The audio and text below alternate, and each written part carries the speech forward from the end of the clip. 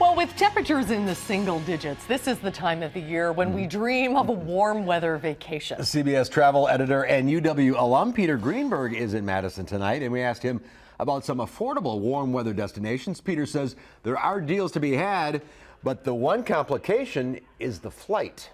It's going to get a whole lot worse before it gets better, especially in markets like Madison, because the airlines have figured out, for their purposes, that the best way to survive is to shrink, to contract.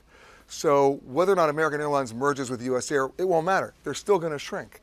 And you're going to see average airfares in medium cities going through the roof. For example, last year, Cincinnati had nearly 800 departures a day. You know what it is today? About 190. Wow. Yeah. And you know what the average airfare means? Law of supply and demand, up through the roof. Memphis, Cleveland, Wichita, Milwaukee, Madison. So we're going to have to drive to Chicago? What you're going to start seeing, and this is the really sad part, is that you're going to see intercity bus lines on trips of up to 400 miles start to boom because they're going to provide a service that the airlines won't provide anymore. Or you'll see people driving up to 250 miles to find an airport where they can get even a flight, let alone a decent airfare. It's not just about the airfare, it's about capacity. And there's a problem. Well, if you're planning a vacation and you want to get out of this cold, what are some affordable warm weather destinations right now? Well, I'm a big fan of being in the off-season anyway. I think the off-season is a myth. I think the best time to go someplace is Alaska in the winter and Palm Springs in the summer. First of all, because if you just plan it right, you get better service, a better experience, and a better deal, right? I mean, nobody goes to Paris to get a tan. I'm sorry. So why would you go in June, July, and August?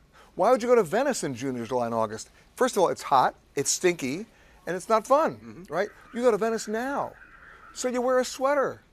It's still beautiful. You're going to museums and restaurants anyway. What's the difference? Exactly. So it's not a question of warm weather destinations. It's a question of experience and where you're going to get the best experience. And on that one, weather's not involved. But if you want to go and lay on a beach. Right. Okay, we're back to the beach. We're back to the beach. Okay, if you want to go to the beach, Mexico is still a very viable destination. They've just had one of their best years ever in the history of tourism there. And there's so many different destinations there. People forget that the distance between Tijuana and Cozumel is the distance between LA and Washington, D.C. That's how big that country is. So you've got over 6,000 miles of coastline.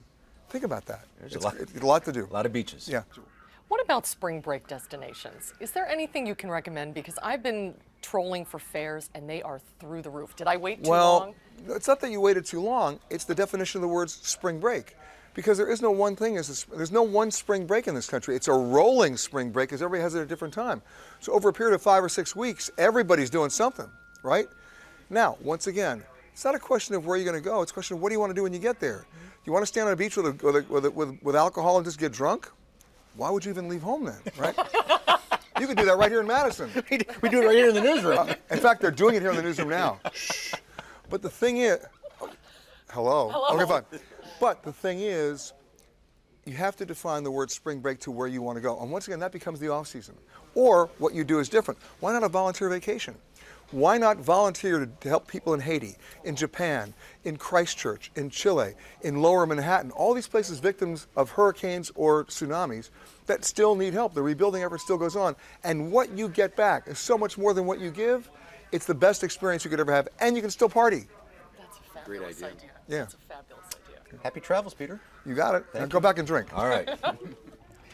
And Peter has written a series of travel guides on how to live like a local. Tonight, he's speaking at the Greater Madison Convention and Visitors Bureau annual partner event at Monona Terrace. Peter is also teaching at the UW School of Journalism this semester, and we'll talk to him more about that on his next visit to Madison.